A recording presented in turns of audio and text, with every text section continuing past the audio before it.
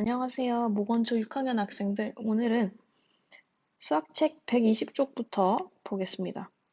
직육면체의 부피를 구하는 방법을 함께 알아봅시다.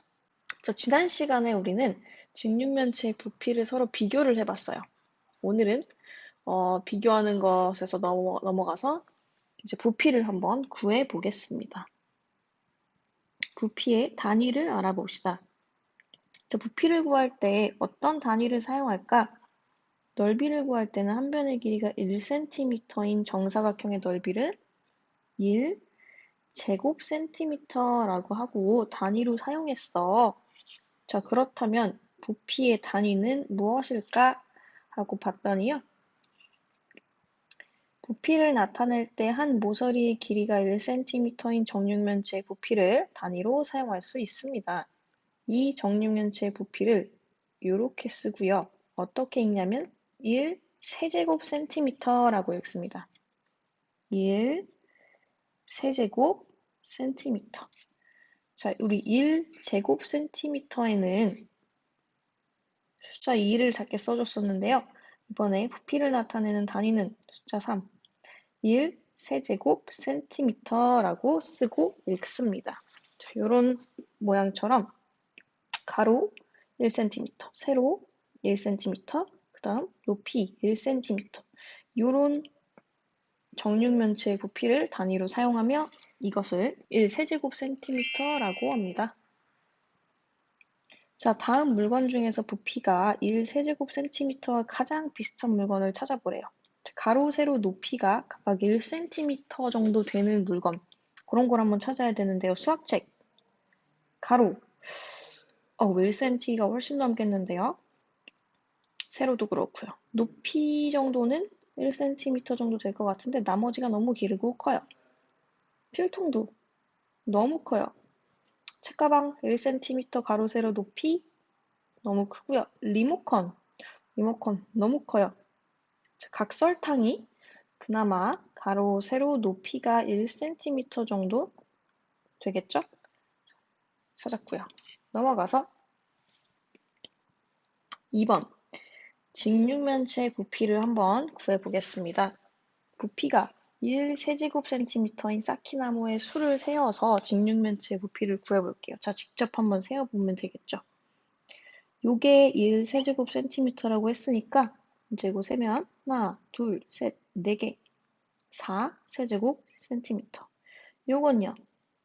하나, 둘, 셋, 넷, 아래층에도 하나, 둘, 셋, 넷, 총 8개, 8세제곱cm.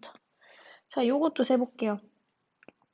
하나, 둘, 셋, 네 개, 하나, 둘, 셋, 네 개, 한 층에 8개, 두 층이니까 16세제곱cm. 자, 요거 하나, 둘, 셋, 네 개가 가로에 있고요.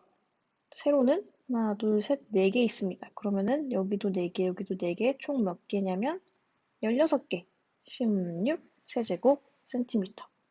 자, 요거 한 층을 더 쌓았죠. 그러면 16개 곱하기 두 층이니까 2를 곱해서 32세제곱cm라고 할 수가 있겠습니다. 자, 우리는 처음에 이런 것들은 직접 세다가요. 나중에는 곱셈도 한번 사용해 봤는데요. 쌓기나무의 수를 세는 방법이 하나가 아니고요. 여러 가지 방법인데, 자, 이 친구는 나는 한 층씩 차례로 세었어. 그쵸. 우리가 아까 했던 이 방법, 이게 한 층씩 차례로 센 방법이고요. 또, 이 친구는 한 층에 있는 쌓기나무도 사실 일일이 셀 필요가 없어 라고 해요. 가로 4개, 세로 4개, 그럼 한 층 16개, 4 곱하기 4니까. 자, 이 친구는 이런 식으로 곱했다는 거겠죠? 그래서 두 층 하니까 32, 이런 식으로 구했다는 거예요. 자, 여러분이 생각했을 때 가장 간편한 방법은 무엇인가요? 그쵸? 선생님도 그렇게 생각을 하는데요. 곱셈을 사용해서 개수를 세는 것이 가장 간편하다고 생각합니다. 그러면 직육면체의 가로, 세로, 높이가 변하면 부피가 어떻게 변하는지 한번 얘기를 해봅시다. 가로가 2배가 되면 부피도 2배가 되는구나 라고 했네요. 확인해 볼까요? 4 세제곱 센티미터예요. 4 세제곱 센티미터짜리가 몇 개 있냐면 2개 붙었어요. 가로가 2배가 됐어요. 그랬더니 부피도 2배가 된 걸 알 수가 있습니다. 이 친구의 말이 맞군요. 그럼 이 친구, 그러면 가로와 세로가 각각 2배가 되면 부피는 몇 배가 될까? 라고 하고 있습니다. 이건 지금 가로만 2배를 했는데요. 이번엔 세로도 한번 2배를 해볼까요? 자, 여기 직접 한번 그려보겠습니다. 가로 2배, 세로 2배 하는 모습입니다. 자, 요 쌓기나무의 부피를 한번 구해볼게요. 가로에 하나, 2개가 있어요. 세로도 2개가 있어요. 자, 그럼 한 층에는 몇 개냐면 4개. 근데 하나, 둘, 셋, 4층이니까 16 세제곱 센티미터 16개가 될 거예요. 처음에 4였는데 가로 2배, 세로 2배를 하니까 16이 됐어요. 어허. 가로 2배, 세로 2배를 하면 4배가 되는구나. 부피는 4배가 되는구나 라는 걸 알 수가 있었습니다. 3번, 직육면체 부피를 구하는 방법을 알아봅시다. 부피가 1 세제곱 센티미터인 쌓기나무를 사용하여 직육면체 부피를 구해보세요. 가로가 6, 세로가 4, 높이가 5 센티미터인 직육면체입니다. 이 직육면체에다가 부피가 1 세제곱 센티미터인 쌓기나무를 안에다 쌓아보면 되겠죠. 하나, 둘, 셋, 넷, 다섯, 6개. 가로에는 6개가 들어가고요. 세로는요? 하나, 둘, 셋, 넷, 4개가 들어가겠죠. 그렇다면 한 층에는 6, 4, 24개가 들어갑니다. 24개씩 몇 층이냐면 하나, 둘, 셋, 넷, 5층입니다. 그러면 24 곱하기 5. 총 몇 개?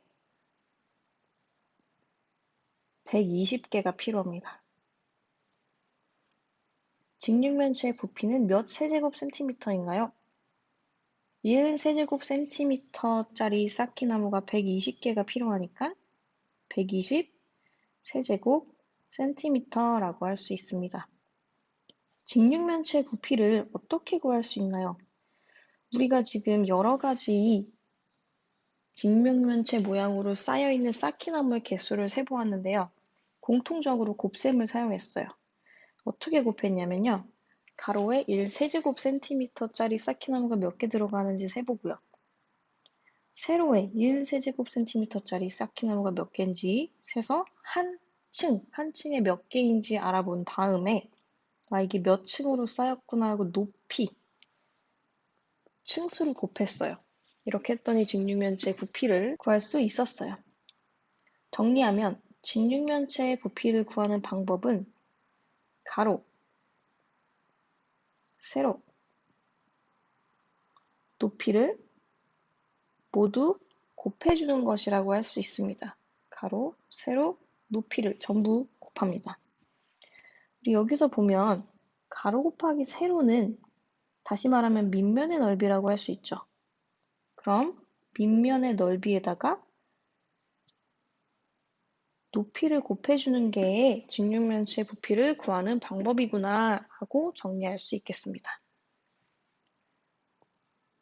이 내용은 배운 공책에 꼭 정리해 주시고요. 넘어가도록 하겠습니다. 4번. 이번에는 정육면체의 부피를 한번 구해보겠습니다. 정육면체 부피 구하는 방법을 한번 직육면체 부피 구하는 방법을 사용해서 알아볼게요. 자, 여기 한 모서리의 길이가 5cm인 정육면체가 있습니다. 이게 정육면체니까 우리는 나머지 모서리들이 전부 다 5cm라는 걸 알 수 있어요.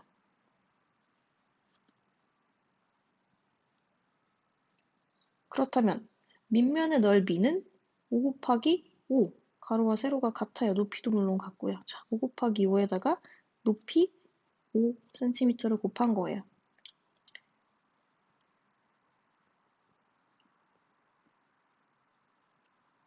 정육면체의 부피는 125 세제곱 센티미터라고 할 수 있겠습니다.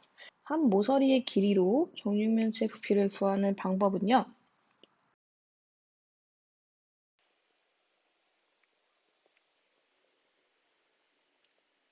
한 모서리의 길이를 3번 곱해주면 부피가 되는구나 하고 정리할 수 있겠습니다. 이 내용도 마찬가지로 배운 공책에 정리해주세요. 5번. 주변에서 볼 수 있는 여러 가지 직육면체의 부피를 구해봅시다. 자, 얘의 부피는요.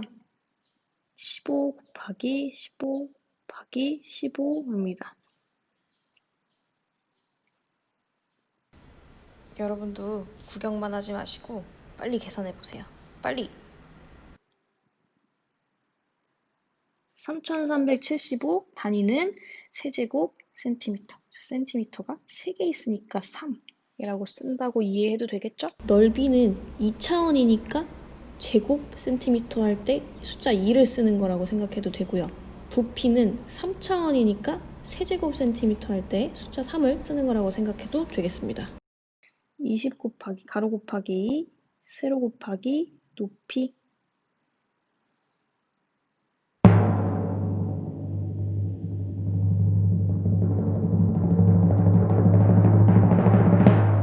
3240 세제곱 센티미터.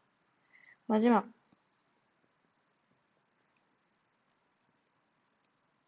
가로 곱하기 세로 곱하기 높이를 해주겠습니다.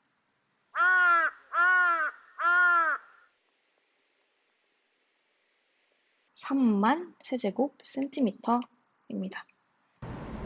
자, 수고하셨고요. 수학 익힘책 80쪽에서 83쪽을 풀고 다음 영상 재생해 주세요.